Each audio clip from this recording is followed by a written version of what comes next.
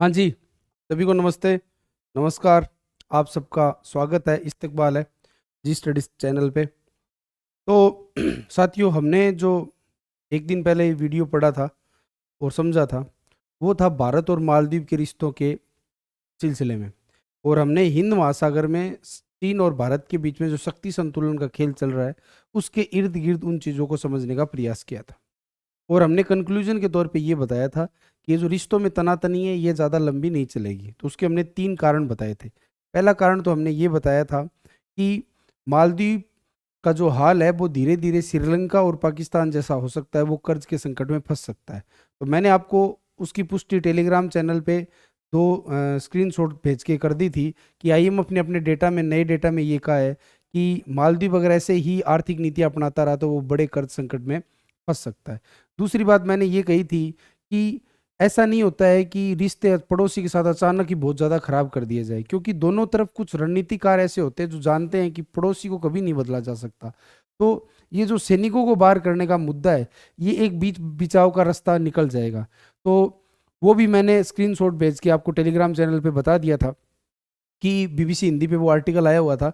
उसमें साफ-साफ ये लिखा हुआ था कि अब वहाँ पे नॉन टेक्निकल सॉरी, जो नॉन आर्मी के आदमी है, टेक्निकल आदमी है, वो वहाँ पे आ जाएँगे या रिटायर्ड आर्मी के आदमी आ जाएँगे, और ये भी मैंने आपको वीडियो के अंदर बताया था। और तीसरी बात मैंने ये कही थी कि जो विपक्षी वहाँ पे एकता है ना, वो भी कहीं न कहीं मोहम्मद मोइज़ू के तेवर को ढीले कर देगी। और हमने एक उदाहरण देके बताया था कि जब वो पार्लियामेंट में स्पीच देने आए थे, तो 1 तिहाई सांसद सदस्य या मेंबर ऑफ पार्लियामेंट वहाँ पे प्रेज़ेंट थे। और साथ में ये भी है कि क्या होता है कि ये जो ऐसे स्विंग स्टेट होते हैं, वो ये चाहते हैं कि इधर से भी चीज़ें ले लो, इधर से भी चीज़ें ले लो। तो उनकी बार्गेनिंग जो पावर होती है, वो एक वक़्त ख़त्म हो जाती है, तो वो दूसरे देश के साथ रिश्ते भी अच्छे करने लगते हैं। ख़ैर, हमने जो वो वीडियो देखा था, उस वीडियो में बताई गई बातें हमारे अच्छे काम में आई, आपका अच्छा रिस्पॉन्स आया। 1-2 जनों ने ये पूछा था टेलीग्राम चैनल पे और व्हाट्सएप पे मैसेज किया था कि सर, क्या आप प्रत्येक देशों के साथ अलग-अलग रिश्ते बता दोगे? बिल्कुल, आप चिंता मत कीजिए, प्रत्येक देश के साथ रिश्ते आपको स्टैटिक तरीके से भी पीछे के रिश्ते क्या रहे थे और अब जो डायनामिक रिश्ते जो बदल रहे हैं, उनके बारे में दोनों तरीके से अच्छे तरीके से समझा दिया जाएगा, ठीक है? अब बात ये है कि अगर हम करंट के मुद्दे लेते हुए चीज़ों को समझे ना, तो चीज़ें ज़्यादा समझ में आती हैं। अब मैंने उस वीडियो के अंदर ही आपको उल्लेख किया था कि हम भारत-म्यांमार के रिश्तों के ऊपर बात करेंगे। भारत-म्यांमार के रिश्ते इतने महत्वपूर्ण क्यों हो जाते हैं? क्योंकि पिछले 1 दशक के अंदर पहले रोहिंग्या संकट आया था। पिछले एक मतलब 2012-13 से वो रोहिंग्या संकट शुरू हुआ था और 6 या 7 साल तक वो न्यूज़ चैनल के अंदर, तमाम अखबारात के अंदर उसकी खबरें थी, वो साया रही थी। अब क्या है कि इन दिनों जो एक तो मणिपुर में संकट आया और उसके साथ-साथ बांग्लादेश के अंदर भी एक जो ये जो नॉर्थ ईस्ट की जो ट्राइबल लोग हैं, जिनका कुछ हिस्सा है वो बांग्लादेश के अंदर भी है। और आप जब मैप को गौर से देखोगे, इस मैप के अंदर आप देखिए कि ये त्रिपुरा और आइजोल है, तो यहाँ पर भी अब सीधी-सी बात है, यहाँ पर भी ये जनजातियाँ मिलेगी आपको, ठीक है? तो इनकी क्या है, सांस्कृतिक, ऐतिहासिक विरासत एक जैसी है। यहाँ पर भी ये कुछ ये समझिए कि बांग्लादेश की तरफ से क्योंकि होता क्या है कि जो आदिवासी लोग होते हैं, वो अपनी सांस्कृतिक पहचान के लिए संघर्ष करते हैं। वो उस देश के लिए क्या है, कभी-कभी अलगाववाद के तौर पर हो जाता है। तो बांग्लादेश कहता है ये अलगाववादी और ये अपने सांस्कृतिक और ऐतिहासिक विरासत के लिए लड़ रहे हैं। तो यहाँ पर भी संघर्ष हो गया और इधर म्यांमार में तो क्या है कि अब तख्तापलट हो चुका है। और तख्तापलट होने के बाद यहाँ के जो बहुत सारे लोग हैं, वो भारत की जो ये पोरस बॉर्डर है, क्योंकि ये बॉर्डर पोरस है, यहाँ पे तारबंदी नहीं की हुई है और इसीलिए क्या है, तारबंदी की बात उठने लग गई है। अब वो बहुत सारे लोग यहाँ पे आ गए हैं। अब हुआ ये है कि पिछले 2 या 3 सालों के अंदर भारत के अंदर शरणार्थी बहुत ज़्यादा तादाद में आ चुके हैं। मतलब 40,000 तो ये माना जाता है कि सरकार के पास आंकड़े हैं। 50,000 से ऊपर शरणार्थी भारत के अंदर प्रवेश कर चुके हैं। अब शरणार्थी मुद्दा है, वो इतना बड़ा मुद्दा बन चुका है कि या तो इससे पहले बड़ा मुद्दा कब था कि जब देश आज़ाद हुआ था, या कब था कि जब भारत और बांग्लादेश बांग्लादेश के निर्माण के समय जो भारत पाकिस्तान का युद्ध हुआ था, उसके बाद ये सबसे बड़ा शरणार्थी मुद्दा आया है किसके सामने, भारत के सामने। तो अब शरणार्थियों का इतना बड़ा जो इन्फिल्ट्रेशन हुआ है, उसको रोकने के लिए केंद्र सरकार के लिए ये जरूरी हो गया कि वो तारबंदी जैसा बड़ा कदम उठाए। अब ठीक है, तारबंदी होना कोई बड़ी बात नहीं है। अब एक देश अपनी सुरक्षा के लिए तारबंदी तो करेगा, और जब बॉर्डर बनी हुई है तो दिक्कत क्या है? फिर इतनी क्या बातें अखबारों के अंदर आ रही है कि तारबंदी होगी तो ये चुनौतियां होगी, वो चुनौतियां होगी। तो हमारे मन में ये प्रश्न आता है, ठीक है तारबंदी हो रही है तो देश की सुरक्षा हो रही है, और वैसे भी कहा जाता है कि राड़ से बाढ़ अच्छी है। राड़ होती है ना, मतलब गांव में लड़ाई को कहते हैं राड़, और बाढ़ होती है वो पहले कंटीली झाड़ियों के द्वारा बनाई जाती थी, उसको बाढ़ बोलते थे। कि राड़ से बाढ़ अच्छी है, मतलब बाउंड्री हो जाए तो राड़ क्या हो जाती है, खत्म हो जाती है। तो हम बाढ़ बना रहे हैं, राड़ को खत्म करने की कोशिश कर रहे हैं, फिर क्या दिक्कत हो गई? अब बात यह है कि म्यांमार की जो भूसामरिक स्थिति है वो ऐसी है कि अगर यहाँ पे बाढ़ लगती है तो हमारे जो ऐतिहासिक, सांस्कृतिक, आर्थिक रिश्ते हैं ना, वो कहीं ना कहीं प्रभावित हो सकते हैं। वो ऐसे क्या रिश्ते हैं कि वो प्रभावित हो सकते हैं, और कैसे हमारी आर्थिक गतिविधियां, व्यापार, वाणिज्य, ट्रेड, और हमारा जो एक तरीके से परिवहन का जो क्षेत्र है वो भी अव्यवस्थित हो सकता है, बाधित हो सकता है। तो ऐसी सारी क्या चीजें हैं, उन चीजों को हम समझने की कोशिश करेंगे।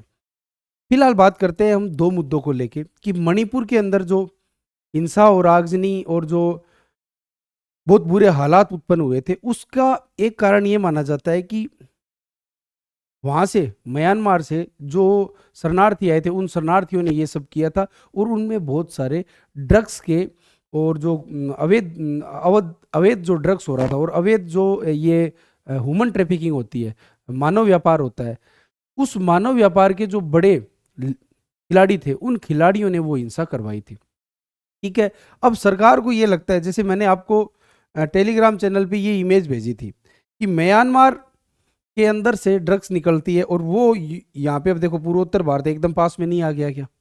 और इधर की साइड में ये जो इलाका होता है, इसको बोला जाता है गोल्डन ट्रायंगल हीरोइन के लिए, और इधर की साइड ये अफगानिस्तान वाला जो इलाका है, अफगानिस्तान और ईरान वाला इलाका है, इसको बोला जाता है गोल्डन क्रीसेंट।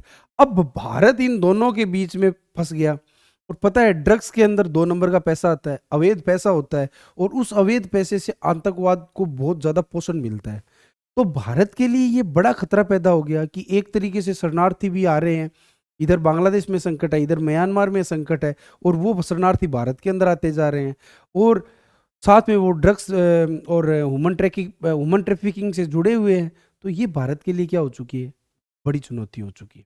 और उस चुनौती को साधने के लिए सरकार ने ये फैसला किया कि हम क्या करेंगे, तारबंदी शुरू करेंगे। 1643 किलोमीटर की जो सीमा है उसके अंदर तारबंदी शुरू करेंगे। मणिपुर के मोरहे नामक स्थान से ये तारबंदी क्या हो चुकी है, शुरू हो चुकी है। ठीक है, और इसको हम सिलसिलेवार तरीके से पॉइंट दर पॉइंट समझने की कोशिश करते हैं, इसका क्या ऐतिहासिक परिप्रेक्ष्य रहा हुआ है। पहली बात तो है ये है कि जब आपने मॉडर्न इंडिया पढ़ी थी, तो हमारा क्या होता है, 1935 के अधिनियम के अंदर हम ये पढ़ते हैं कि भारत से बर्मा को अलग कर दिया गया था, और कांग्रेस के लगभग हर अधिवेशन में ये मांग होती थी कि बर्मा को क्या कर दिया जाए, भारत से अलग कर दिया जाए। यांडबू की संधि हुई थी, उस यांडबू की संधि के द्वारा अंग्रेजों ने बर्मा को भारत के अंदर शामिल कर लिया था। उसके बाद आज़ादी के ठीक बाद 2 या 3 साल बाद एक बांग्लादेश और म्यांमार के बीच में मैत्री संधि होती है, और उस संधि के हिसाब से ही हमारे रिश्ते आगे बढ़ रहे हैं। लेकिन जब बर्मा ब्रिटिश इंडिया का भाग था, उस समय क्या था कि ये जो नॉर्थ ईस्ट का इलाका है, इस नॉर्थ ईस्ट के इलाके के अंदर बहुत सारी जनजातियां हैं, और यहाँ के रिसोर्स पे पकड़ के लिए अंग्रेजों ने इन ट्राइबल का दमन करना शुरू किया था, और इन ट्राइबल इलाकों पे अपनी होल्ड रखना चाहते थे। तो हुआ ये कि जैसे आपने बंगाल विभाजन का नाम सुना है, वैसा ही कुछ प्रस्ताव है ना, उससे पहले 1890 में अंग्रेजों के दिमाग में आया था कि ये ट्राइबल लोग है ना, इनके अंदर एकता ज़्यादा है, और ये हमारा क्या कर रहे हैं, विरोध कर रहे हैं। तो हमें क्या करना चाहिए कि इनका पार्टीशन कर देना चाहिए। तो इन्होंने क्या किया कि कुछ जनजातियों को तो असम के अंडर में रख लिया, कुछ को बंगाल के प्रशासनिक ढांचे के अधीन कर दिया, और कुछ को कर दिया बर्मा वाला जो हिस्सा था ना, उसके अधीन कर दिया। अब ये जनजातियां 3 इलाकों में बंट गई, और ये 3 जातियां कौन कौन सी थी? एक तो चिन, जो चिन अभी क्या है, जो सबसे बड़ा संकट इन चीन पे ही है। और ये चीन सारे किधर आ रहे हैं? मिजोरम की तरफ आ रहे हैं। किधर आ रहे हैं? मिजोरम की तरफ आ रहे हैं। और मिजोरम के लोगों ने इनको बहुत बड़ी शरण दी है और इनको अपना भाई मानते हैं। और भाई मान के लगभग बोल रहे हैं कि 40,000 शरणार्थी है वो मिजोरम के अंदर आ चुके हैं। कुकी हुए, कुकी कहाँ से आए? कि ये जो मणिपुर का जो संकट पैदा हुआ था उसके साथ में ही कुकी लोग आ गए। तो ऐसे क्या है ना कि ये जो चिन, कुकी, ये सब लोग आ गए। इसको एक नाम और दिया जाता है हो जनजाति। ठीक है। तो 1892 में ये अलग अलग हुए थे, असम, बंगाल और बर्मा के इलाके में। और अब ये हाल हो गए हैं कि इधर बांग्लादेश से भी विस्थापित होकर इधर आ रहे हैं, मणिपुर से विस्थापित होकर आ रहे हैं, बर्मा से विस्थापित होकर आ रहे हैं, ये एक जगह आ रहे हैं। और कुछ जो ये होते हैं ना, अपने एंथ्रोपोलॉजी में साइंटिस्ट होते हैं, वो ये बोलते हैं कि ये एक प्रकार का हो जनजाति का कहीं राष्ट्रवाद ना बन जाए। हालांकि ये थोड़ी एग्जैगरेशन वाली बात है, बढ़ाने वाली बात है, लेकिन बात ये है कि इनके अंदर ये जब इकट्ठे हो रहे हैं, और होता क्या है ना कि दुख लोगों को एक करता है। इधर से भी दुखी लोग आ रहे हैं, इधर से भी दुखी लोग आ रहे हैं, इधर से भी दुखी लोग आ रहे हैं। अब ये कहीं आगे एक अलगाववाद का रूप ना ले ले। ये हो भी चुका है। हमने देखा है कि जब भारत पाकिस्तान का विभाजन हुआ था तो पंजाब के जो लोग थे उनके अंदर एक प्रकार की सांस्कृतिक एकता थी। तो उनके अंदर जब देश विभाजित हो गया था तो एक दो पीढ़ियां थी वो उस विभीषिका से जूझती रही थी। ऐसा ही कुछ कश्मीर के अंदर हुआ था। और ऐसा ही कुछ हमने देखा था कि जब श्रीलंका के अंदर तमिल उग्रवादियों का मुद्दा चला था तो तमिलनाडु के लोगों का उनके साथ एक सॉफ्ट कॉर्नर था। तो होता क्या है कि जनजातियों और ऐसे जातीय और धार्मिक मसलों के अंदर उनका एक सॉफ्ट कॉर्नर हो जाता है और दूसरे देश के साथ वो रिश्ते बहुत प्रभावित होते हैं। अभी तो क्या है, 2015 के बाद ऐसा नहीं रहा, लेकिन 2015 से पहले ऐसे था कि तमिलनाडु की पॉलिटिक्स थी, तमिलनाडु की जो राजनीति थी, तमिलनाडु के नेताओं के जो फैसले थे वो केंद्र के नेताओं के फैसले से विरोधाभास रखते थे। ऐसा ही कुछ था 2015 से पहले। तीस्ता नदी पे एक विवाद चला था तो ममता बनर्जी का अलग स्टैंड रहता था, सेंट्रल गवर्नमेंट का अलग स्टैंड रहता था। तो बांग्लादेश के साथ भी पश्चिमी बंगाल के जैसे फरक्का बैराज का मुद्दा है, ऐसी बहुत सारी चीजें हैं कि जिनमें क्या होता है ना, सांस्कृतिक और धार्मिक मसले ऐसे गुत्थम गुत्था हो जाते हैं कि सेंटर को ये समझ में नहीं आता कि स्टेट के सुने या अपने जो डिप्लोमेटिक रिलेशन है दूसरे देश के साथ उसको सही करे। अब क्या है ना, अगर हम इस मुद्दे को नहीं सुलझाते हैं तो फिर हमारा ये होगा कि हम एक्ट ईस्ट के तहत इस इलाके वाले देशों के साथ संबंध मधुर करें, क्या करें क्या नहीं करें। तो एक तरीके से बड़ी ही कॉम्प्लिकेटेड सिचुएशन उत्पन्न हो जाती है। और ऐसी ही सिचुएशन क्या है, हमारे सामने उपस्थित हो चुकी है। अब क्या है कि फ्री मूवमेंट रिजीम था, अब पीवी नरसिम्हा राव साहब ने शुरू किया लुक ईस्ट। अब देखो होता क्या है कि हम ये चाहते हैं कि ज्यादा से ज्यादा देशों के साथ हमारे रिश्ते बने, ज्यादा से ज्यादा देशों के साथ। जैसे मान के चलो कि नॉर्थ ईस्ट के साथ देशों के साथ रिश्ते होंगे तो उनके भौगोलिक संसाधनों का हम फायदा उठाएंगे, उनके साथ हमारा व्यापार वाणिज्य बढ़ेगा, या कोई ऐसी कीमती धातु हमें मिल जाएगी। जैसे 1, 2, 3 समझौता एक बार भारत और अमेरिका के बीच में हुआ तो भारत को परमाणु व्यापार की छूट मिल गई। तो भारत को जहां से भी यूरेनियम मिला तो दुनिया से भारत ने यूरेनियम लिया। अब अगर मान लो दुनिया के साथ भारत के रिश्ते ही नहीं है तो भारत यूरेनियम कहाँ से लेके आएगा। और जलवायु परिवर्तन जैसे मुद्दे हैं, संयुक्त राष्ट्र संघ में सुधार जैसे मुद्दे हैं। तो हम चाहते हैं कि दुनिया के देशों के साथ ज्यादा से ज्यादा देशों के साथ हमारे डिप्लोमेटिक रिलेशन हो। अब अगर हमने तारबंदी कर दी, म्यांमार ने इसका विरोध किया, तो हो सकता है कि म्यांमार का साथ है ना हम कहीं ना कहीं खो दें। तो दो देशों के साथ रिश्ते क्या हो जाते हैं ना, बहुत जरूरी होते हैं और ये एक दूधारी तलवार पर चलने लग जाते हैं। तो इसीलिए इनके बीच में आपस में समन्वय रखना है ना बहुत मुश्किल साबित होता है। और ये इसीलिए क्या हो चुका है कि अब एक कॉम्प्लिकेटेड सिचुएशन बनती जा रही है। अब भारत का हाल ये है कि पाकिस्तान तो स्थायी दुश्मन था, पिछले 5-7 साल में चीन भी खड़ा हो गया और ये खड़ा हो गया। तो भारत की जो सिक्योरिटी कंसर्न है, जो सुरक्षा की चिंताएं हैं वो बढ़ती जा रही है। और हमारी जो आंतरिक मसले हैं ना वो बाह्य सुरक्षा से जुड़ते जा रहे हैं। आंतरिक सुरक्षा और बाह्य सुरक्षा आपस में जुड़ती जा रही है। और वो दिन दूर नहीं है जब पूर्वोत्तर में बहुत बड़े अलगाववाद की चिंताओं से हम जूझते रहते थे। हालांकि अब अलगाववाद उतना नहीं है लेकिन वो था। अगर वापिस अलगाववाद बढ़ जाता है तो फिर वही बात है ना, हमारे लिए सुरक्षा की चिंताएं क्या हो जाएगी, बढ़ जाएगी। इसीलिए जरूरी है कि हम इस मसले को बहुत ही सीरियसली समझे। और जो हमने लुक ईस्ट और act east, look east Narasimha Rao के समय आई थी और अब हमारे मोदी जी ने बोला था एक्ट ईस्ट के लिए। अब लूकिस्ट एक्टिस्ट में हम रिश्ते मधुर करना चाह रहे हैं, कि हम चाह रहे हैं कि फ्री मूवमेंट रिजीम हो, लोगों के बीच में आपस में सांस्कृतिक, व्यापारिक, आर्थिक संबंध ज़्यादा से ज़्यादा बढ़े, और साथ में हम बॉर्डर लगा रहे हैं। तो दोनों के बीच में कॉन्फ्लिक्ट हो गया ना, दुविधा हो गई ना एक तरीके से, कि आप साथ में तो 2018 में फ्री मूवमेंट रिजीम दे रहे थे, और अब आपने कह दिया कि ये फ्री मूवमेंट रिजीम क्या अचानक बंद हो गई। ऐसी क्यों दुविधा उत्पन्न हुई, इस चीज को हम क्या करेंगे, समझने की कोशिश करेंगे। देखिए ये जो मैप है मैंने इसलिए दिया था आपको कि इस मैप के अंदर एकदम साफ साफ देखिए आप कि ये असम हो गया, ये अरुणाचल प्रदेश, और ये देखो अरुणाचल प्रदेश, नागालैंड, मणिपुर, मिजोरम, इनकी बॉर्डर लगती है ना यहाँ पे। और देखिए यहाँ पे बांग्लादेश रह गया। अब यहाँ पे हमारे पास समुद्र नहीं है, तो बांग्लादेश के साथ भी हमें रिश्ते समुद्र अच्छे रखने पड़ेंगे, और इधर म्यांमार के साथ भी रिश्ते मधुर रखने पड़ेंगे। और म्यांमार का एक कालादान मल्टी मॉडल प्रोजेक्ट है, और हम चाहते हैं कि हमारी डायरेक्ट कनेक्शन हो नीचे दक्षिण पूर्व एशिया तक। अब अगर हम बॉर्डर को बंद कर देंगे तो सीधी सी बात है ना, कनेक्शन कम हो जाएगा। कनेक्शन कम होगा तो व्यापार, वाणिज्य, सांस्कृतिक सभी रिश्ते क्या होंगे, प्रभावित होंगे। तो एक तरीके से ये कॉन्फ्लिक्ट की स्थिति आ गई है।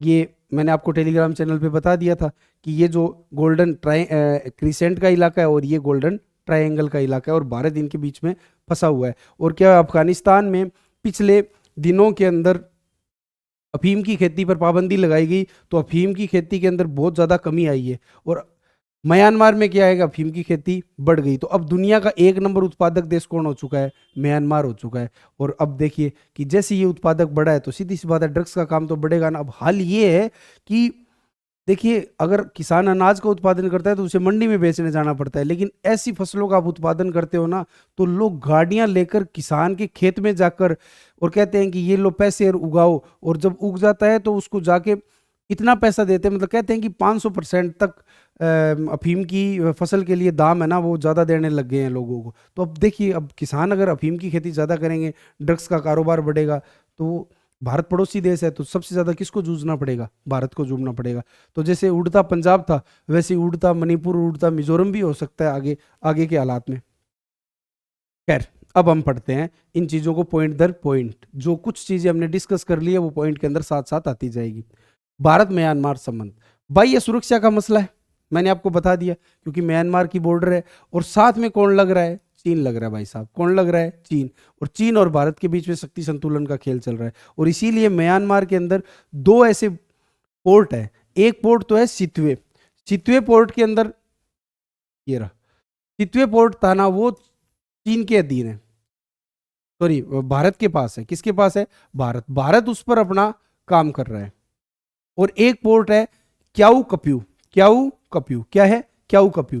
तो अब क्या है कि भारत और चीन अपने अपने खेल खेल रहे हैं। तो क्योंकि भारत को कंसर्न रहता है कि म्यांमार बॉर्डर के बहाने भारत को अस्थिर करने का चीन अपना प्रयास ना करे। अब एक चीज और है कि म्यांमार है बौद्ध प्रधान देश, और ये जो मैंने आपको जनजातियां बताई थी इनमें से अधिकतर है ईसाई।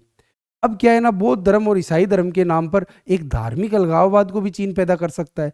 तो भारत के लिए बाह्य सुरक्षा का मसला है ना, वो म्यांमार बॉर्डर बड़ा बनता जा रहा है दिनों दिन। ठीक है, आई बात समझ में। किस लिए, क्योंकि चीन है ना, इसके साथ चीन की बॉर्डर जुड़ती है। तो बाह्य सुरक्षा का मसला हो गया। आंतरिक सुरक्षा का मसला मैंने बताया था कि पहले एक लालडेंगा थे मिजोरम के अंदर, उन्होंने बहुत ज्यादा भारत को अलगाववादी गतिविधियों के द्वारा बड़ी चुनौती दी थी। बाद में वो धीरे धीरे मसला सुलझ गया था। और पूर्वोत्तर जो पूरा पूर्वोत्तर था ना, उसने शुरू आज़ादी के बाद 30 सालों तक भारत को अलगाववाद के नाम पर बड़ी चुनौतियां पेश की थी। अब कहीं वापिस हम उस सूरत हाल में ना पहुंच जाए, तो बाह्य सुरक्षा और आंतरिक सुरक्षा का मसला दोनों क्या है ना, इस मुद्दे से जुड़े हुए हैं। एशिया में भारत और चीन के बीच शक्ति संतुलन का खेल चल रहा है, तो म्यांमार भी उसके लिए क्या है ना, बहुत बड़ा इंपॉर्टेंट जगह हो चुकी है। जैसे मैंने आपको सितवे और क्याऊ कप्यू के नाम, बंदरगांव के नाम से मैंने आपको उदाहरण के तौर पे बताया है। बर्मा में ड्रग्स और हीरोइन का कारोबार मैंने आंकड़ों सहित आपको बताया है, और वो ड्रग्स के रूट पे है और गोल्डन ट्रायंगल के रूट के ऊपर है। तो भारत के लिए बड़ी चुनौती है, क्योंकि ड्रग्स के जो कमाए हुए अवैध पैसे होते हैं, अवैध रुपए होते हैं, उनके द्वारा क्या होता है, आतंकवादी गतिविधियों को पोषण मिलता है।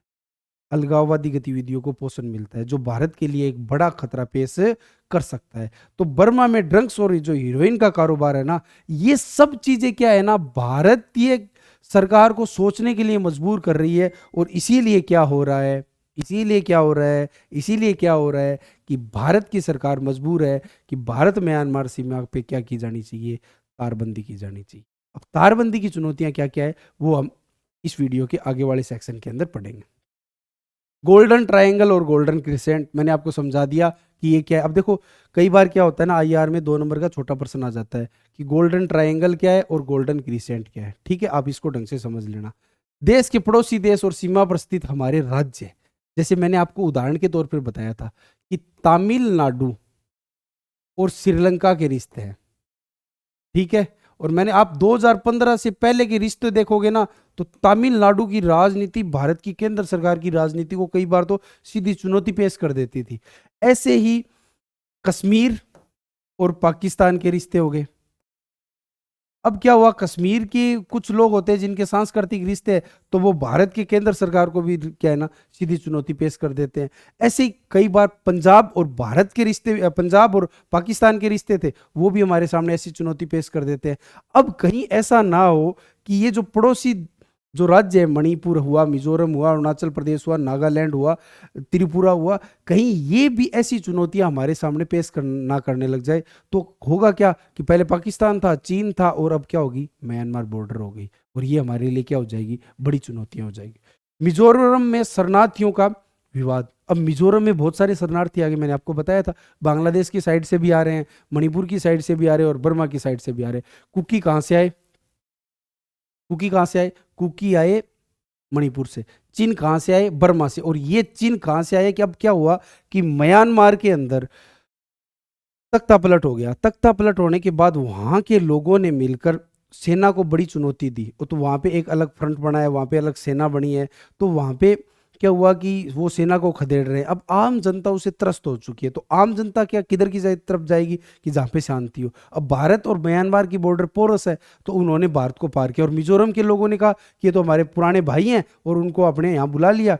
अब केंद्र सरकार तो ये कह रही है कि ये शरणार्थी, हम खाने का पैसे का कोई 1 रुपये नहीं देंगे, लेकिन मिजोरम के मुख्यमंत्री ये कह रहे हैं कि ये हमारे भाई हैं, हम जितना हमसे हो सकता है हम करेंगे। अब देखो कि ठीक है, आज तो आप जोश जोश में भाईचारे में ये सब कर रहे हो, लेकिन शरणार्थियों का जो आर्थिक दबाव होता है वो इतना बड़ा होता है कि वहाँ पे संसाधनों पे बड़ा खर्च आ जाता है। एक दिन वो वहाँ पे बस जाएंगे, फिर उनकी ज़मीन होगी, फिर आपस में वापस संघर्ष स्टार्ट हो जाएगा। तो ये लंबा थोड़ी चलेगा। ठीक है, आज 1-2 साल तक आप भूख मिटा सकते हो, और हम ऐसा देख चुके हैं। कब, जब भारत और पूर्वी पाकिस्तान, जो आज का बांग्लादेश है, उस वक्त का पूर्वी पाकिस्तान था, उनके बीच में भी ऐसे ही शरणार्थियों का संकट हुआ था। आम जनता बेचारी क्या करे, दो तरफ के ग्रुप लड़ रहे हैं, तो आम जनता वहां से क्या हो जाती है, निकलने की कोशिश करती है। तो जिन लोग है ना वो भारत के अंदर आ रहे हैं, मिजो का भाईचारा। और मैंने ये आपको 1892 के अंदर जो अंग्रेजों ने जो फैसला लिया था, उसको मैंने ऐतिहासिक संदर्भ के दौरान समझा दिया है कि अंग्रेजों ने इनकी जनजातीय एकता को कमजोर करने के लिए इनको Assam,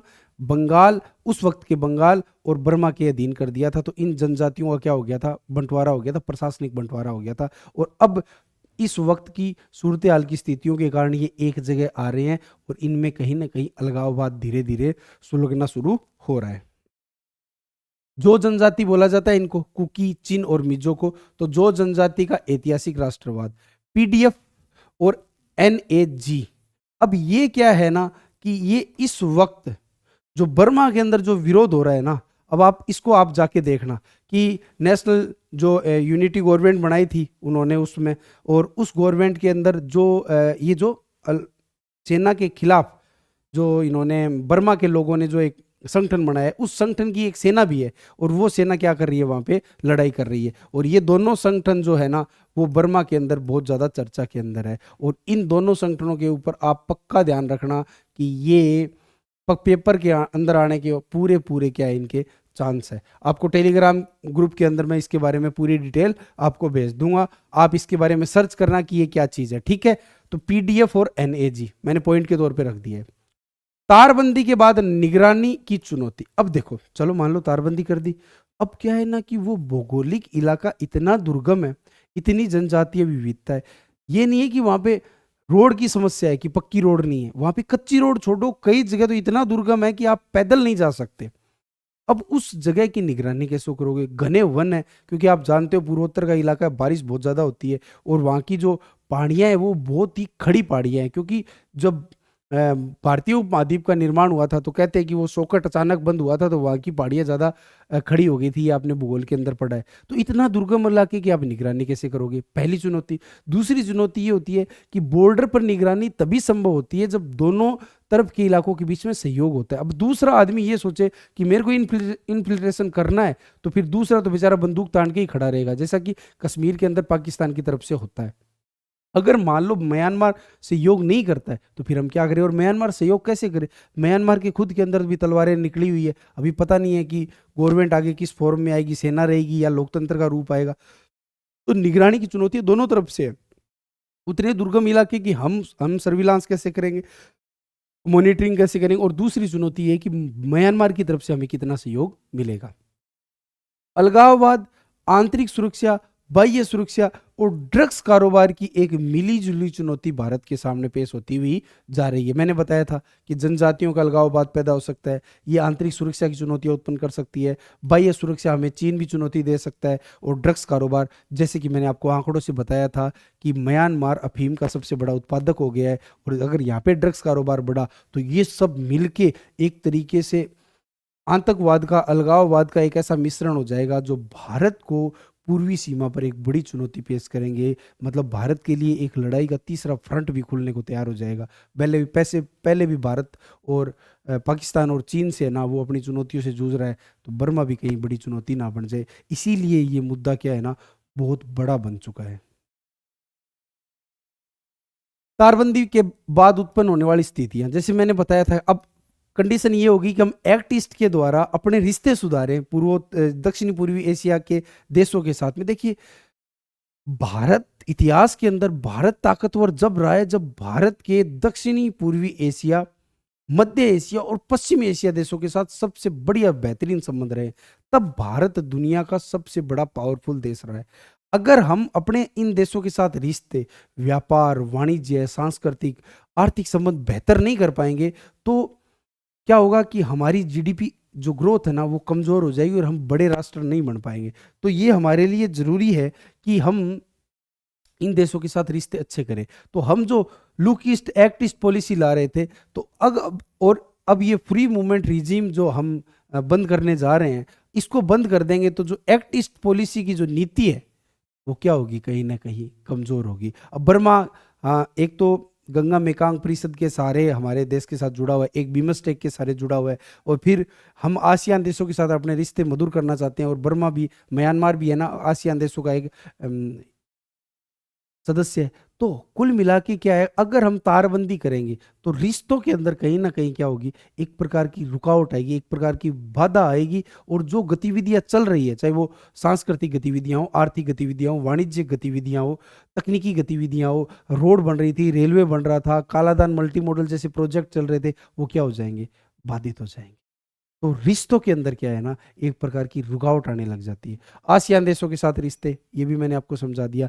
Kaladan multi modal project, इसको भी आप ध्यान रखना, कालादान मल्टी मॉडल प्रोजेक्ट, और ये आपको न्यूज़ चैनल में या अखबार के अंदर अभी मिल सकता है कि कालादान मल्टी मॉडल प्रोजेक्ट पर संकट आ गया। इसके ये जहाँ से जा रहा था, एक दो जगह पे विरोधियों के कब्जे हो चुके हैं और थोड़ी हिंसा वहाँ पे ज़्यादा हुई है, तो ये कालादान मल्टी मॉडल प्रोजेक्ट का जो काम है वो भी क्या हो चुका है? रुक चुका है। बौद्ध धर्म और ईसाई धर्म जैसे सांस्कृतिक मुद्दे, जैसे ये जो जितनी जनजातियां मैंने आपको बताई थी, आपके चिन है, मिजो है, तो ये क्या है? कुकी है। इनमें बहुत सारे लोग क्या है? ईसाई धर्म के अनुयायी है। इधर क्या हो गया? बौद्ध धर्म जो बर्मा की तरफ है। तो कहीं ना कहीं ये अलगाववाद का मुद्दा है ना, ये धार्मिक अलगाववाद के तौर पर ना बढ़ जाए। तारबंदी होने के बाद निगरानी की चुनौती, साथ ही म्यांमार का सहयोग, मैंने बताया था ना, तारबंदी के बाद दो चुनौतियां होगी। पहले, इतने दुर्गम इलाके में हम सर्विलांस कैसे करेंगे, मॉनिटरिंग कैसे करेंगे, निगरानी कैसे करेंगे, और दूसरी चुनौती ये होगी कि कैसे म्यांमार हमारे साथ सहयोग करेगा या नहीं करेगा।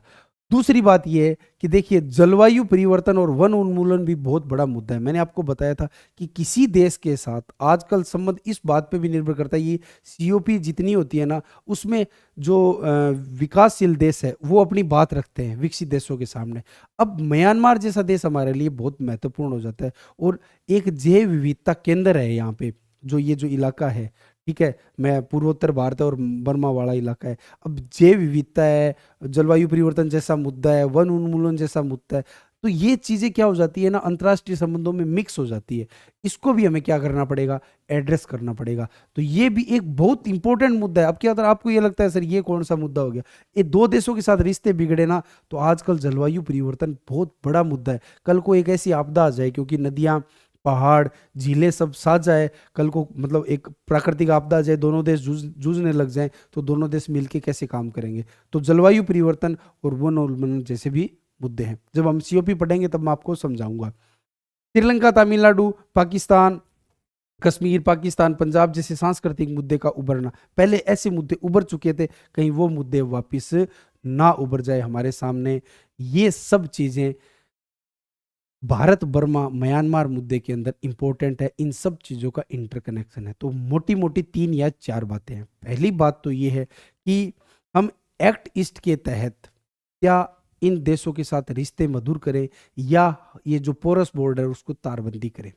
अब तारबंदी करेंगे तो तारबंदी के बाद जो चुनौतियां हैं, एक तो निगरानी की हमारी तरफ से होगी, दूसरा म्यांमार सहयोग कर रहा है या नहीं कर रहा है, तीसरी बड़ी बात ये होगी कि चीन कैसा रोल प्ले करेगा। क्या चीन इन अलगाववादी ताकतों के सारे भारत की पूर्वोत्तर सीमा के बॉर्डर को कमजोर करेगा, इन्फ्लिट्रेट करेगा, अलगाववादी ताकतों को बढ़ाएगा, और भारत के दक्षिणी पूर्वी एशिया देशों के साथ रिश्ते को क्या कर देगा, कमजोर कर देगा, आसियान देशों के साथ रिश्ते को कमजोर कर देगा। और भारत जो चाह रहा है कि पूर्वोत्तर के राज्यों के समुद्री जो इलाका मिले, तो अगर ये सब अव्यवस्थित हो गया, बाधित हो गया, तो भारत को बांग्लादेश के सारे या म्यांमार के सारे पूर्वोत्तर के साथ पूर्वोत्तर के राज्यों के साथ जो भारत का जो कनेक्शन है वो कहीं कमजोर ना हो जाए। तो भारत के लिए ये बड़ी चुनौती बन चुका है। और अगर हम बड़ी आर्थिक ताकत बनना चाहते हैं तो आसियान देश हमारे लिए बहुत इंपॉर्टेंट है, जैसे कि हम पिछले 30-35 सालों से लुक ईस्ट, एक्ट ईस्ट जैसी नीतियों के द्वारा हम करके दिखा रहे हैं।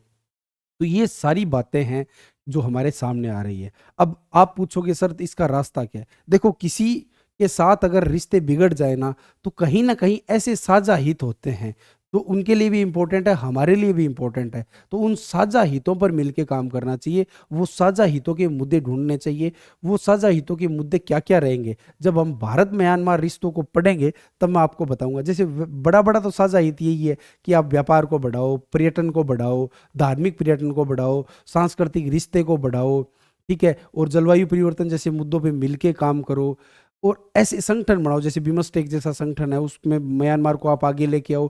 ये सब सारी बातें होती है, ये साझा मुद्दे होते हैं। उन साझा मुद्दों के सारे क्या है ना, कि हम जो बीच में जो तनाव पैदा होता है उस तनाव को क्या कर सकते हैं, कम कर सकते हैं। ऐसे क्या मुद्दे हैं उनके बारे में हम आगे जाके आपसे बात करेंगे।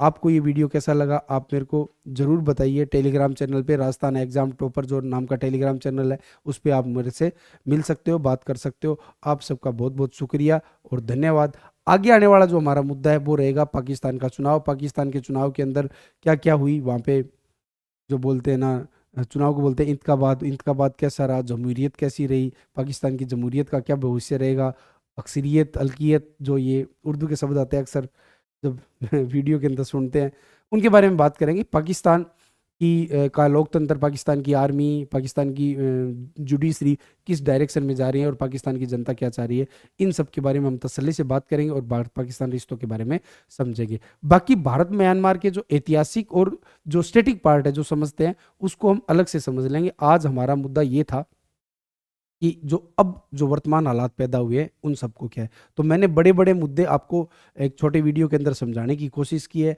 ताकि आप अखबार पढ़े तो आपको ये चीज़ें समझ में आ जाए कि ये चीज़ क्या चल रही है। ठीक है, आप सबका बहुत बहुत शुक्रिया, धन्यवाद। आप प्लीज़ इन वीडियो को आगे कमेंट कीजिए और वीडियो को आगे शेयर कीजिए। आपका बहुत बहुत